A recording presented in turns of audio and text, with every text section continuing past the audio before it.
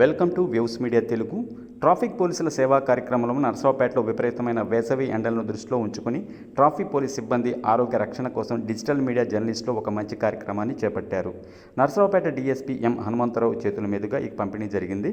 సుమారు 30 మంది traffic police సిబ్బందికి చలువ కళ్లద్దాలు మరియు వేసవి టోపీలను అందజేశారు. ఈ కార్యక్రమంలో traffic CI Lokanatham, rural CI Subbarao మరియు ఇతర పోలీస్ సిబ్బంది పాల్గొన్నారు.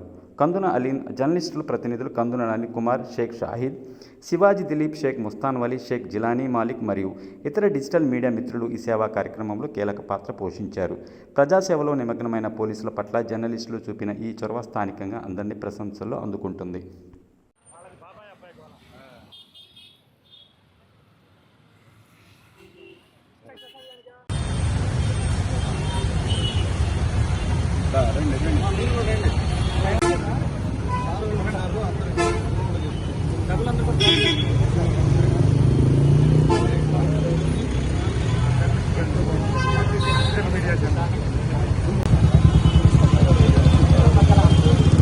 ముందుకు రామని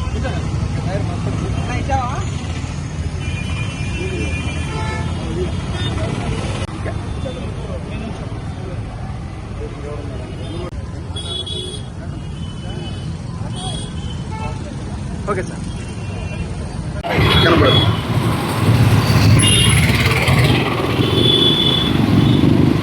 అందరికీ నమస్కారం.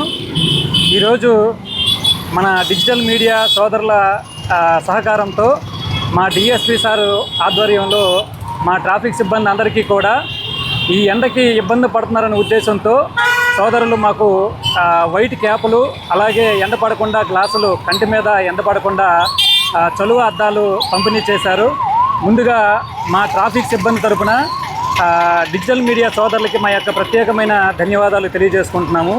ఎందుకంటే ఈ ఎండలో మా బాధలను చూసి ట్రాఫిక్ సిబ్బంది ఎండకి కొంత ఇబ్బంది పడుతున్నారనే ఉద్దేశంతో వాళ్ళు కూడా, మేము కూడా మీ యొక్క విధిలో భాగంగా ఉంటామనే ఉద్దేశంతో మా దగ్గర ఉండే 30 మంది సిబ్బందికి కూడా అందరికీ వైట్ క్యాపులు కానీ, అలాగే చలువ అద్దాలు కానీ ఈ 2 కూడా పంపిణీ చేశారు. మా పోలీస్ వారి తరపున వాళ్ళకి ప్రత్యేకమైన ధన్యవాదాలు తెలియజేస్తున్నాము.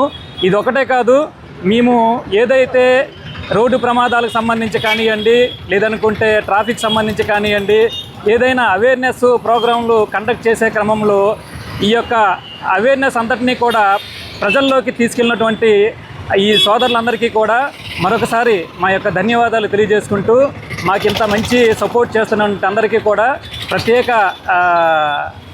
ధన్యవాదాలు తెలియజేసుకుంటూ సెలవు తీసుకుంటున్నాము. Thank you. ఈరోజు నర్సాపేట పట్టణంలో ట్రాఫిక్ చేస్తున్నటువంటి మా పోలీస్ సిబ్బందికి ఒక క్యాపు, ఈ కనిపించే క్యాపు, అలాగే స్పెట్స్, ఎందుకంటే ఎండలు చూస్తే చాలా తీవ్రంగానే 40 దాటిపోతూ ఉంది. ఈ ఎండల్లో కూడా ఉద్యోగం చేస్తున్నారన్న ఆలోచనతో మా జర్నలిస్టు